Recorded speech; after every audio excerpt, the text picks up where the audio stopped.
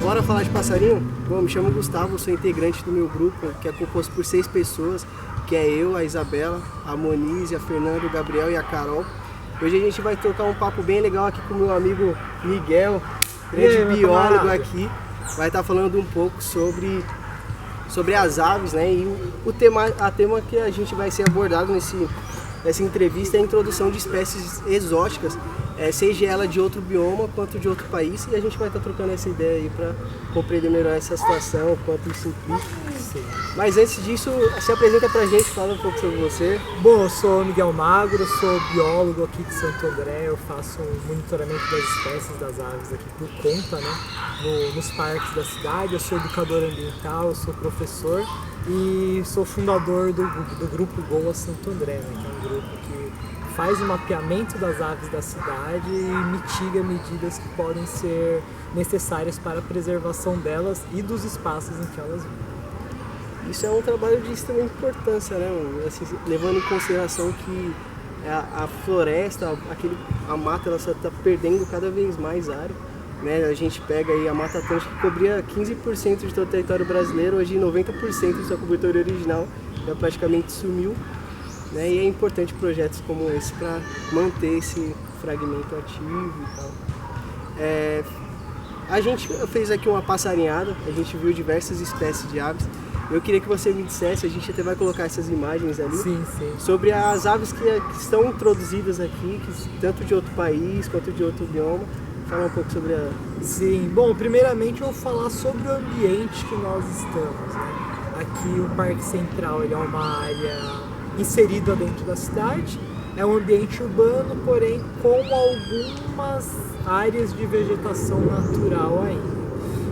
Por impacto da urbanização, nós temos algumas espécies que nós chamamos de espécies sinantrópicas, espécies que vivem junto ao ser humano. E algumas delas são espécies introduzidas, né? Nós temos aqui, por exemplo, o pombo doméstico, que é uma espécie que ela veio para o Brasil na época das grandes navegações, né? O pombo doméstico ele servia de alimento e ele também era criado por pessoas que tinham até um alto grau assim na sociedade. Então as pessoas criavam pombos por hobby e alguns pombos acabaram escapando ou foram soltos e o pombo ele acabou ficando famoso em boa parte do Brasil, né? Hoje em dia nós temos pombos até em algumas cidades da região amazônica com populações isoladas.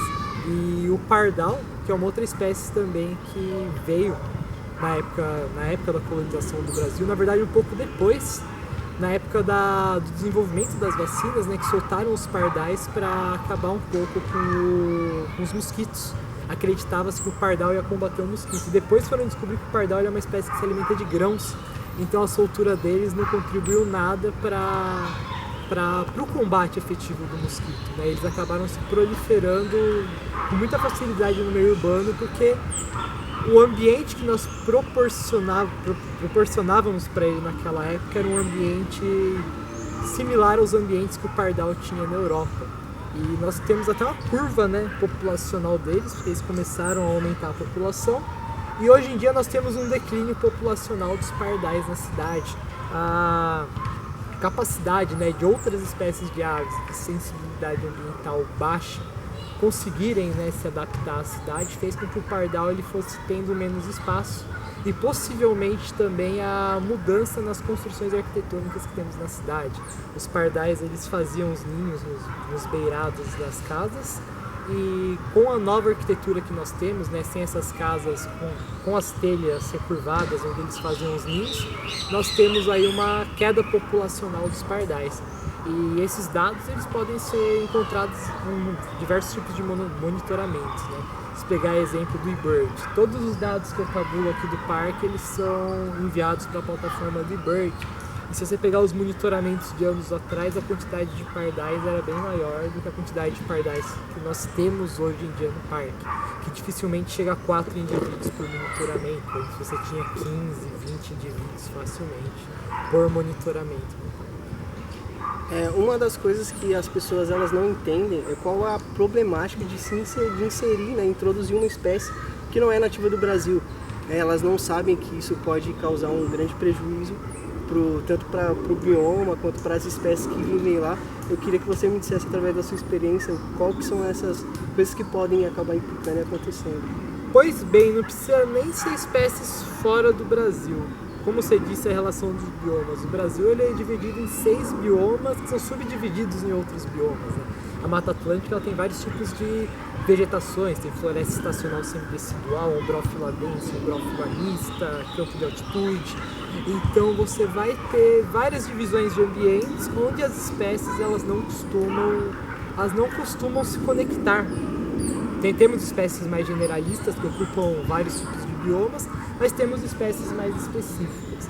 Então, por exemplo, se eu pegar uma ave mais generalista de uma outra região e introduzir aqui, ela vai competir com uma espécie da Mata Atlântica que ela é mais exigente ecologicamente falando. Um caso que nós temos aqui em Santo André, na parte mais serrana, que é o caso do Periquitão maracanã. O Periquitão maracanã ele é uma espécie que ele não ocorria aqui, não foi introduzido também, ele acabou chegando na região por causa da expansão urbana, que vai tirando a floresta do entorno da cidade. Então essa espécie ela acaba competindo com a tiriba, com a Pyrrhura frontalis, acaba competindo por alimentação, por locais de nidificação. Então os locais onde o periquitão ele vem se aproximando, as pirruras elas vão saindo dessa região. E a própria voante também, que é uma ave que ela teve também a sua expansão de forma natural, de acordo com o desmatamento humano, né? Ela foi chegando em função do desmatamento e ela vem competindo com as rolinhas, que a gente tem aqui a rolinha tradicional, que era muito abundante e a população foi diminuindo. Nós temos também casos de espécies que elas são introduzidas pelo próprio ser humano, ele não facilitou a chegada dela, ele simplesmente, literalmente colocou a espécie aqui, né?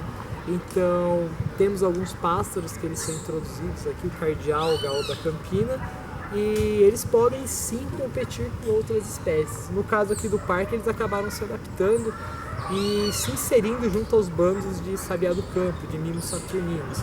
Então a gente não vê uma competição tão acirrada a ponto de eliminar ou impactar severamente alguma espécie. Mas isso acontece em outras regiões, que não são aqui, regiões fora de Santo André. É algo que é bem visível. Bacana. Miguel, a gente vê que assim, a urbanização, a expansão urbana está aumentando cada vez mais. A gente vê que as cidades vão mudando, o crescimento aí tanto de empresas que vão sendo construídas e prédios e tal, vai fazendo com que grande área vai sendo desmatada. Mas a gente vê também que as aves elas estão migrando bastante para essas áreas urbanas, né? Tem um livro do Pedro Deverey que demonstrou que já foram 400 espécies de aves registradas no Diário Urbano. Bom, muito provável que esse número tenha aumentado, porque esse livro foi de 2004, então já foi um tempo, assim, tem bastante tempo já que foi publicado esse livro. Mas isso a gente vê que eles conseguiram se adaptar a essas condições urbanas e tal. Mas a gente também vê que tem várias espécies que não conseguem se adaptar. E muitas delas hoje estão até listadas como ameaça de extinção, sendo nativa da Mata Atlântica. Eu queria que você me citasse uma espécie da Mata Atlântica que sofreu e ainda sofre e está hoje na lista de ameaça de extinção por conta dessa expansão. Então, aqui na região nós temos algumas espécies que elas são classificadas em alto nível de sensibilidade ambiental. E o que é a sensibilidade ambiental? Tem um autor, Douglas Stutz, ele separou todas as aves da América Latina de acordo com a sensibilidade ambiental. Baixa sensibilidade ambiental são as aves que elas têm uma plasticidade muito grande para se adaptar ao ambiente urbano, a ambientes modificados, tanto plantações, cidades. As aves de média sensibilidade ambiental elas vão tolerar até certo ponto uma alteração ambiental. Elas necessitam de áreas verdes ou de matas ainda degradadas, mas elas não precisam do ambiente ecologicamente perfeito. E nós temos as aves de alta sensibilidade ambiental, que elas são extremamente especializadas em determinados tipos de ambiente. E a Mata Atlântica, por causa das suas variações, tanto em altitude quanto em longitude, você vai ter uma grande diversidade de nichos específicos. As aves elas vão se especializar em ambientes muito específicos. E você mexendo naquele ambiente, você acaba fazendo com que essa espécie ela fique mais ameaçada. Então, se eu pegar os grandes frugívoros estritivos, né, que eles são estritos a determinadas frutificações da Mata Atlântica. Você vai ter essas espécies com uma redução populacional cada vez maior. Exemplo da jacutinga. A jacutinga é uma espécie que eu sempre gosto de citar porque ela é uma espécie que ela originalmente corria desde o sul da Bahia até o norte da Argentina, quando a Mata Atlântica ela fazia toda essa conexão. E os diferentes níveis de latitude e longitude faziam com que a jacutinga fizesse uma grande migração do sul da Bahia até o norte da Argentina, seguindo as fruteiras favoritas dela. Então ela fazia grandes deslocamentos, tendo alimento durante o ano todo. Com a redução da Mata Atlântica a apenas fragmentos e o estreito da Serra do Mar, a população de jacutingas caiu drasticamente e ficou reduzida apenas um trecho da Serra do Mar, onde hoje em dia ela é obrigada a fazer migrações curtas, né, do Planalto até a planície litorânea, e ela teve, os indivíduos que ficaram, elas tiveram que se adaptar a outros tipos de alimentações para poder ter alimento durante todos os meses do ano.